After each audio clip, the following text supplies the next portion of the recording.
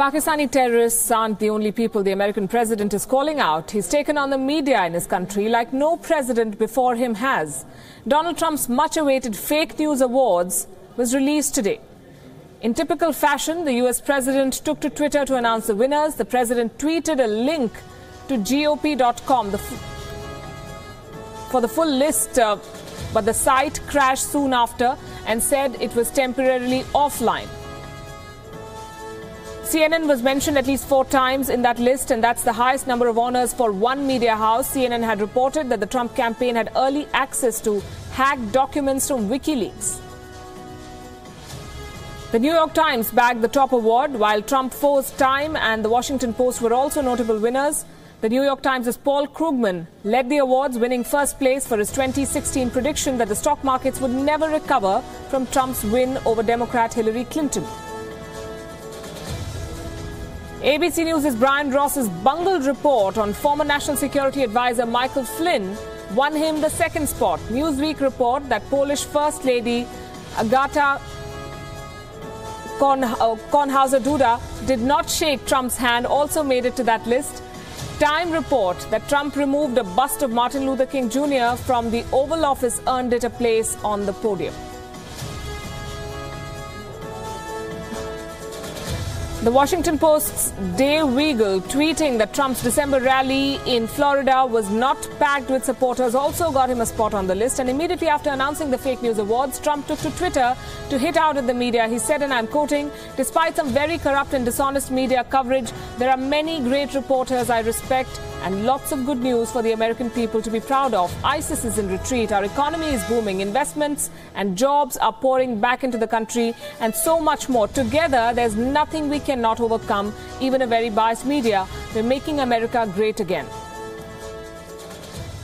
The president, who repeatedly criticized the press, calling it, quote-unquote, the enemy of the people, often uses the term fake news to cast doubt on reports critical of him or his administration. The term fake news, in fact, was originally coined to describe false reports often spread through social media and sometimes aimed at supporting or hurting a political figure.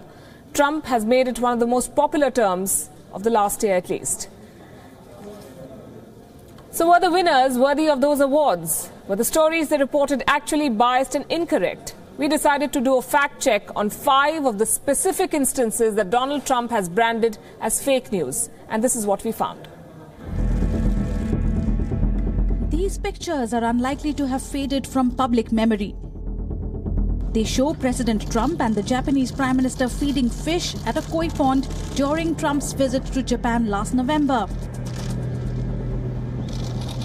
The CNN video gave the impression that Trump emptied his entire bowl of fish food in one go. But the unedited sequence revealed it was Japanese Prime Minister Shinzo Abe who did that first. Following comments on social media, CNN did write in its story that Abe actually appeared to dump out his box of food ahead of Trump. Then there was the Newsweek report that Poland's First Lady did not shake President Trump's hand. But the entire video sequence showed that the Polish First Lady did shake Trump's hand after doing the honors with Melania first.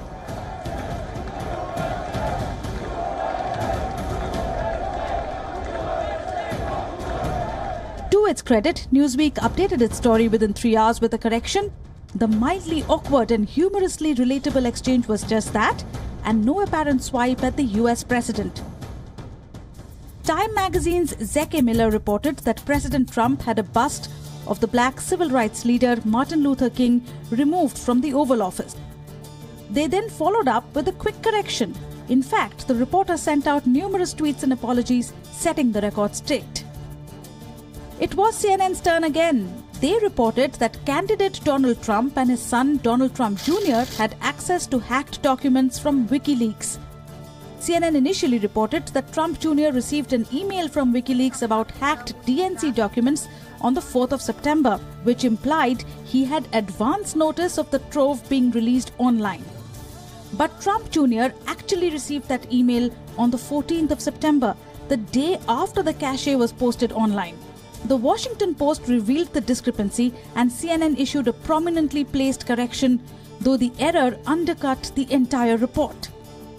Another CNN report about Anthony Scaramucci meeting with a Russian was retracted the network citing a significant breakdown in process. It was one of CNN's biggest bloopers in 2017, but the network's response was severe. 3 reporters and editors resigned as a result, including the executive editor in charge of investigations. The point to note is that in each of the cases cited, there was corrective action taken by the network or publication. CNN saw the exit of 4 senior journalists over the Scaramucci report. It underscored another point, that the mainstream American media seems all too ready to pick up anti-Trump stories. Comparatively, there's been no backing away by the Trump team on scores of false and misleading comments and accusations he's made. These include allegations of voter fraud and rigged elections, claims about the number of people who turned up for his inauguration, and questioning the birth certificate of the man he succeeded as president, Barack Obama. Trump has neither apologized nor admitted he was wrong. Bureau Report, WION. These instances have rekindled the old debate on the crisis of credibility that the media faces. Do people trust what they read in the newspaper or watch on their television screen? Do they believe that the media is still unbiased? Do they consume news for facts and information or for the validation of their opinion? These are questions you'll overhear in perhaps every newsroom around the world. We at WION decided to look at some recent surveys for the answers, and the results were interesting to say the least. In a study released this week by Gallup and the Knight Foundation, 66% of the American respondents said that most news organizations blurred opinion and fact. That's up from 42% in 1984. Fake news was termed a threat to democracy by a majority of respondents, and political affiliation is a major factor in the perception of bias. 67% of Republicans said that they saw, quote-unquote, a great deal of political bias in the news media, and 26% of the Democrats said the very same. Now take a look at a Pew survey that was conducted worldwide. The Indian media scores better than American media in this. The survey found that 80% of its Indian respondents said that reporting by their news organizations was accurate. That's against a global median of 62%, agreeing that news organizations are doing a good job at reporting the news accurately. Only 7% of the Indians believe otherwise. In contrast, a whopping 43% Americans said that their media was not objective and accurate. The US president's war against the media has been one of the central themes of his political agenda so far, but in just 1 year, the fight has become extremely ugly, that too in full public view. Sample these comments made by Trump after he won the election. Here's how he countered the Russian meddling claims. Go ahead. No, not you. Your organization's terrible. Let's go. Go ahead. Quiet. Go ahead. She's asking a question. Don't be rude. No, I'm not going to give you a question. You are fake news. Go ahead.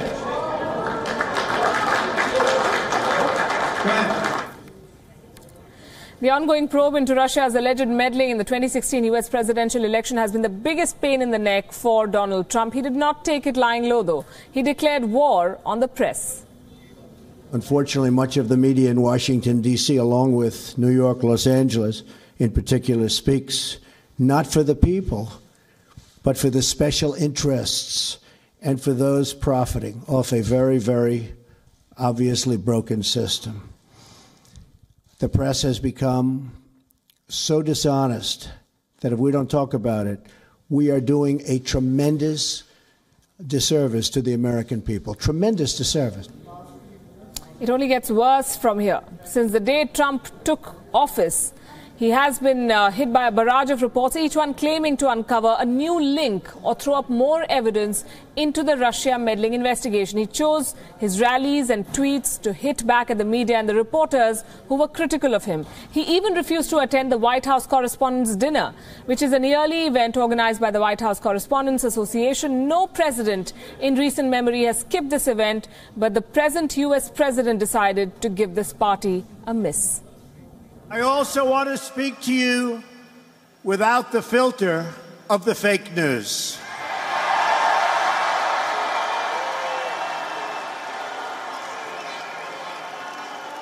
the dishonest media, which has published one false story after another with no sources. And how can we forget this tweet? In April last year, the US president shared a video on Twitter showing him knocking down and beating up a man whose face has been replaced by the logo of US news network CNN. The actual video is at least 10 years old when President Trump appeared at a wrestling event as a reality TV star. The list is long, and we need the rest of the show and perhaps more to cover all the instances of Trump hitting out at the media. Suffice to say, they were the most by any American president yet, so much so that Trump's attacks ceased to be news after a while. His most recent criticism was against the author of the book Fire and Fury, which revealed embarrassing and potentially damaging details about the early days of the Trump administration. After an effort to stop the release of the book, President Trump has now vowed to rewrite the libel laws of his country. Our current libel laws are a sham and a disgrace and do not represent American values or American fairness. So we're going to take a strong look at that. We want fairness. You can't say things that are false, knowingly false, and be able to smile as money pours into your bank account. Well, until the laws change, the president is doling out these awards to get even with the media. The fake news awards have now gone viral. The shoe is on the other foot. But have things between the media and mighty leaders always been hunky-dory around the world? Let's take a look. From 1933 onwards and right up to the end of World War II, Adolf Hitler succeeded in ending one-party democracy and turning Germany into a one-man dictatorship. And dictators and editors are not exactly a match made in heaven. Hitler's Nazi propaganda ministry took control of all newspapers, magazines, art exhibits, music, movies and radio stations. No public rally or meeting could be held without permission. Disagreeing with Nazi beliefs was not allowed. It wasn't an option. There is no greater irony that before he turned a fascist, Italian dictator Benito Mussolini was a journalist himself, and yet he imposed censorship and ruled with an iron fist. And yes, it's happened here in India as well. In light of a growing unpopularity due to inflation, unemployment and corruption in her government, former Prime Minister Indira Gandhi pushed the then president to impose an emergency. Mrs. Gandhi assumed draconian powers. The opposition was arrested, civil liberties suspended, the constitution almost tampered with, and the media was gagged. Newspapers left editorial spaces blank in protest. Foreign correspondents were thrown out of the country. Many others were detained for organizing protests, and 7,000 persons were arrested for distributing printed matter opposing the emergency. It was lifted in 1977 upon Mrs. Gandhi's astrologer's advice.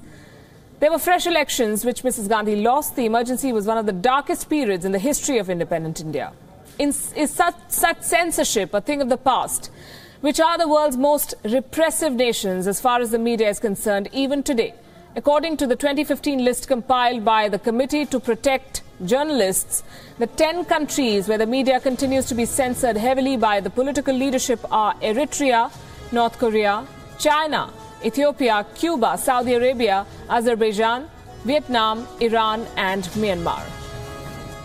You're watching Gravitas, and now it's time for Gravitas Frontline. In a surprise move, India today successfully test-fired Agni-5, a nuclear-capable intercontinental ballistic missile. The test was a part of the Indian government's plans to build a nuclear deterrent against neighbouring Pakistan and China, whose high-value targets are now in the range of India's nukes. Here's a report. It's yet another display of India's nuclear prowess. On Thursday, the nuclear-capable Agni-5 was test-fired from India's eastern state of Odisha. In a tweet, Defence Minister Nirmala Sitharaman said this will be a major boost to India's defence capabilities. India has tested the Agni missile 5 times in the last 6 years. The Agni-5 is one of the most advanced of the series. It stands 17 meters tall, has a range of 5,000 kilometers and can carry a 1.5 tons nuclear warhead. So why carry out the test now? Experts feel that the Agni missile test will send out a message to neighbors Pakistan and China. In recent times, Pakistan has stepped up its development of nuclear launch sites. On the other side, India's ties with China continue to remain tense since the Doklam standoff. Indian authorities have caught more incursion attempts by PLA troops. Today's launch is another step towards the eventual inclusion of the Agni missiles into India's Strategic Forces Command. Agni's induction will push India into an exclusive club of 5 countries. At the moment, only the United States, Russia, China, France and the UK have long-range nuclear missiles. Bureau Report, WION. But there's an element of mystery when it comes to the Agni. Is there more to it than meets the eye? India says that Agni 5 has a range of 5,000 kilometers. China, though, has been questioning this claim. Beijing insists the Indian missile has a range of 8,000 kilometers, bringing the whole of Asia and 70% of Europe under its strike range. Some even say that China is using this theory to put more roadblocks towards India's bid for membership of the Nuclear Suppliers Group, or the NSG. And this is despite the fact that US, Britain, Russia, China and Germany already have similar long-range nuclear missiles.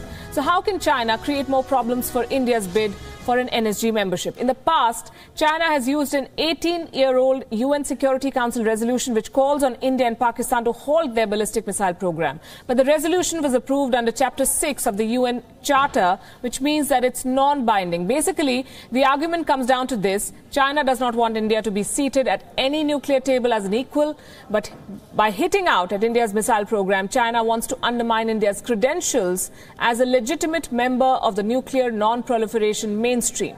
That may not be the only reason, though, why China is worried about India's missile tests. With today's test, the Agni 5 now has the capability to hit high-value targets in China, and this includes major eastern coastal cities like Shanghai.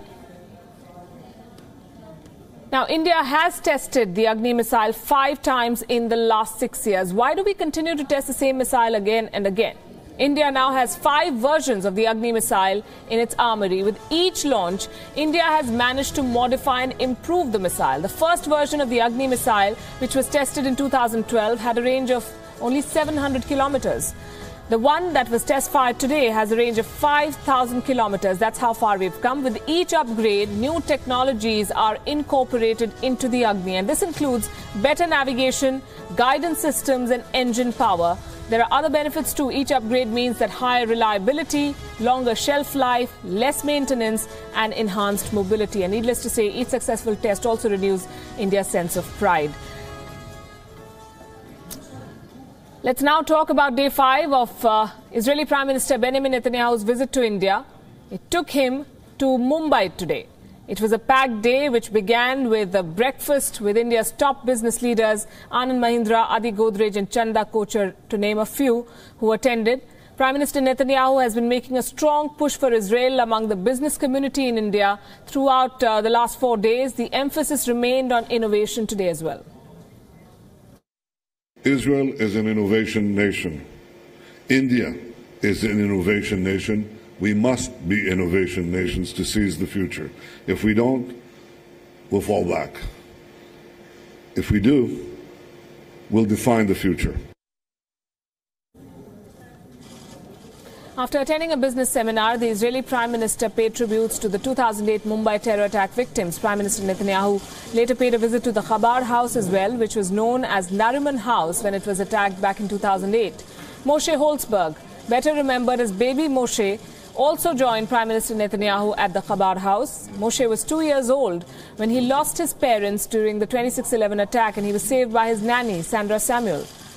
Mr. Netanyahu inaugurated a memorial built in the memory of the victims of the 2008 attacks. He also seems to have saved the Spike anti-tank missile deal, and we've got it from the horse's mouth. היום הזה אני גאה להיות ישראלי, ואני גאה להיות ראש ממשלת ישראל. אנחנו לפעמים מהדרך המדהימה שבה נתקבלנו על ידי ראש ממשלת הודו ועל ידי אזרחי הודו. זה מחמם את הלב לראות רבבות, אולי מאות אלפים של אזרחים, כולל ילדים, עומדים ברחובות, מריעים למדינת ישראל. בעקבות שיחות שהיו לי עם חברי, ראש הממשלה נרנדרה מודי, ממשלת הודו הודיעה לנו שהיא מחזירה את עסקת הספייק למסלול. זה מאוד חשוב, ויהיו עוד הרבה עסקאות. Reuters, quoting Israel's Channel 1 television, said the original deal for $500 million will be reduced by half. It means that the Indian Army will get less than the planned 8,000 missiles and 300 missile launchers. Negotiations are expected to begin between the Indian Ministry of Defense and Israel's Rafale Advanced Defense Systems, which makes the Spike. Rafale had already set up a joint venture with Kalyani Defense in Hyderabad for the purpose of component assembly. So what is the Spike now? And why is it important for the Indian Army to acquire something like the Spike missile system? The Spike is a missile system to destroy tanks. It comprises a launcher and missiles. It is carried by infantry soldiers and can be assembled for firing in 30 seconds flat. The Spike is important for many reasons. It provides defense for infantry soldiers against enemy tanks and armored vehicles. It has a range of about 2 to 3 kilometers. It can be used even at night. Currently, the Army uses the Milan and Concours anti-tank missile systems that are old and cannot be used at night. The Army has been looking to replace them for many years now. The DRDO says it can develop a similar missile in about 3 years. This is after Defence Minister Nirmala Sitharaman noted an observation by her predecessor, Manohar Parrikar, in a file. It said that if an anti-tank missile could be developed in India, it should be the preferred option. Why buy? The Spike deal was therefore cancelled for a while.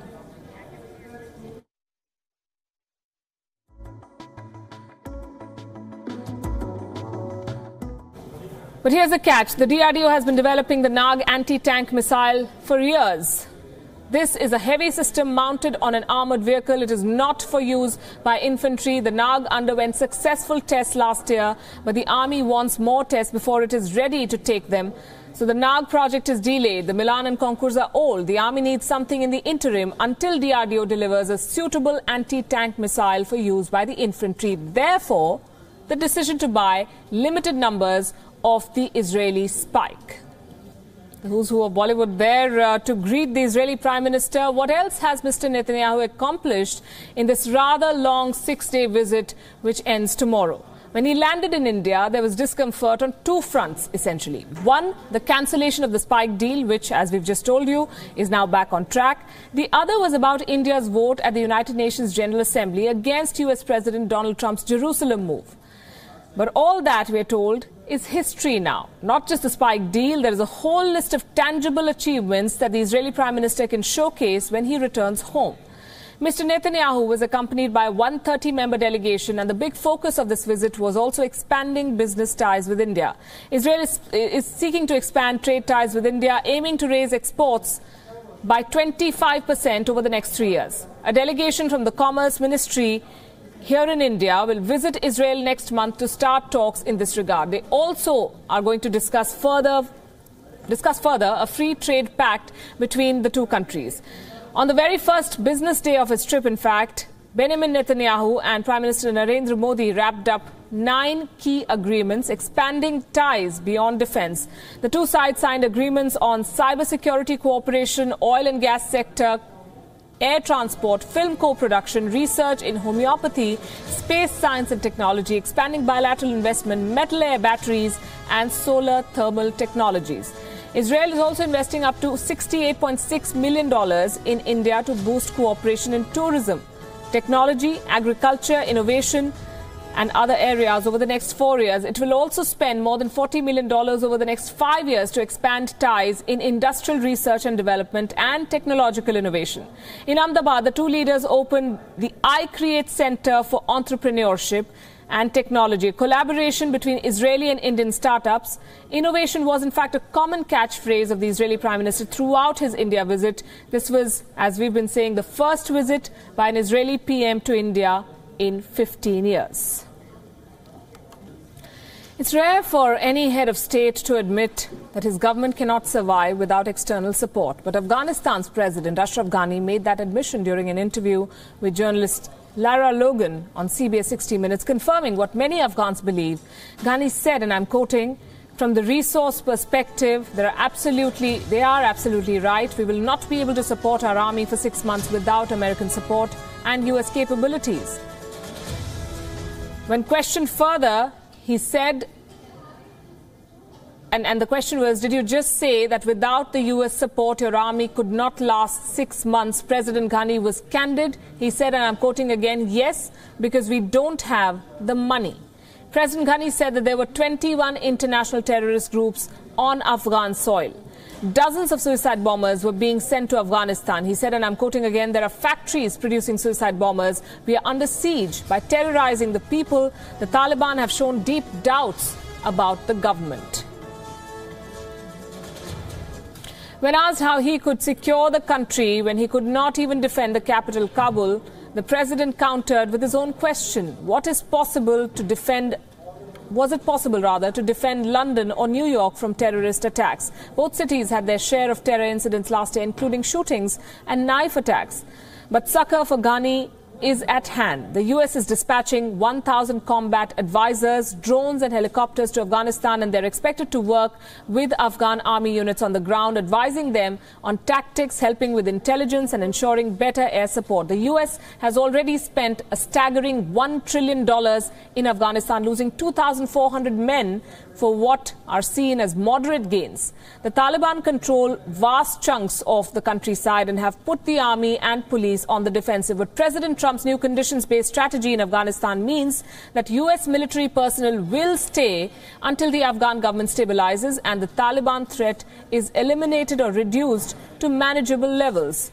It's a tall order, given that the source of the problem lies outside Afghanistan's borders. The US continues to hope it can persuade Pakistan to crack down on the Haqqani network that provides much of the military backing for the Taliban. The million-dollar question, though, is whether the Pakistanis will play ball. And now for the latest report in our ongoing special series from the Line of Control. Tonight, we'll tell you about 92BH and why it's a lifeline for troops serving in Kashmir. We're referring to the 75-year-old hospital where every manner of injury sustained in combat is treated. WION's Raghavendra Rao reports. Head एक है ये कितनी देर में आ रही 15 minute अभी कहाँ पहुंची है Bandipora It usually begins with a phone call and the hooter goes off, alerting those on duty that injured soldiers are on their way. Night or day is irrelevant.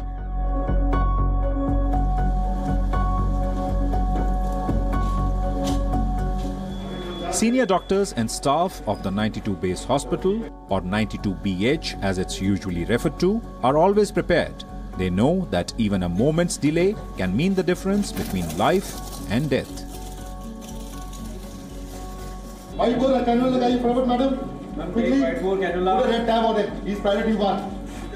There is no better place than the 92BH to treat soldiers injured in Pakistani firing from across the line of control and in counter-terrorism and counter-insurgency operations in the valley. The hospital has its origins in the Second World War and was raised in Rawalpindi as a general hospital before taking on its present avatar in 1970. 92BH, now we have 75 years, and then in 1946 it moved to Japan. This was all part of World War II movement. Then it came back to India, where it was reorganized at Pune in 1947, and 1948, 2nd October, it finally was relocated at Srinagar. 92BH is a 598-bedded hospital with all basic specialities and lab facilities. It also has super specialists on the surgical side. 2017 was a tough year, with 92BH receiving a steady stream of injured soldiers from all over Jammu and Kashmir. Yeah, we've had a share of casualties from the last year onwards. There's a spike in the number of casualties reaching this hospital. Majority of the cases are either because of gunshot wounds and splinter injuries. Besides these two categories of wounds, we've also had share of injuries due to stone pelting, weather disturbances like avalanches and, cold injuries. This is on the surgical side. Other trauma cases or evacuations, what we get is also from the medical sides because of the adverse weather conditions. So we've had a share of cases of HAPO, in this kind of high altitude terrain, We're getting plenty of stroke cases also, as well as heart attacks. So these are the kind of spectrum of diseases or disabilities or injuries what we are getting. Personnel from Central Police organizations are also brought to 92BH for treatment.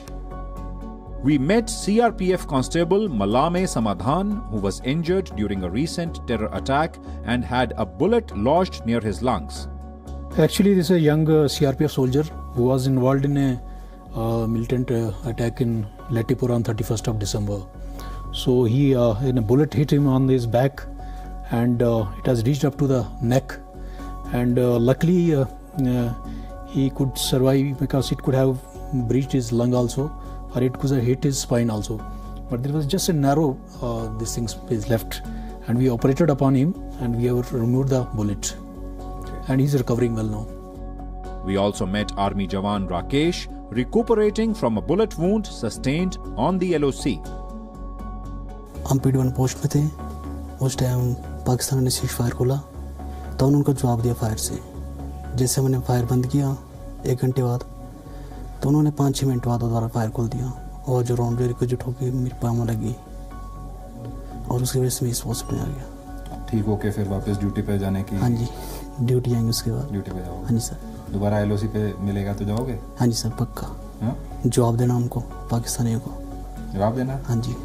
The 92 base hospital in Srinagar is often called the lifeline of the Indian Armed Forces in Jammu and Kashmir. And it is not without reason. Critically injured soldiers from the Indian Army, the paramilitary forces and the state police are brought here for treatment.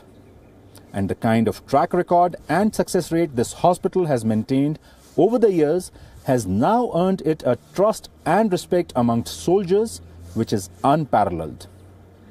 In Srinagar, with video journalist Ajit Thakur, Raghavendra Rao, WION.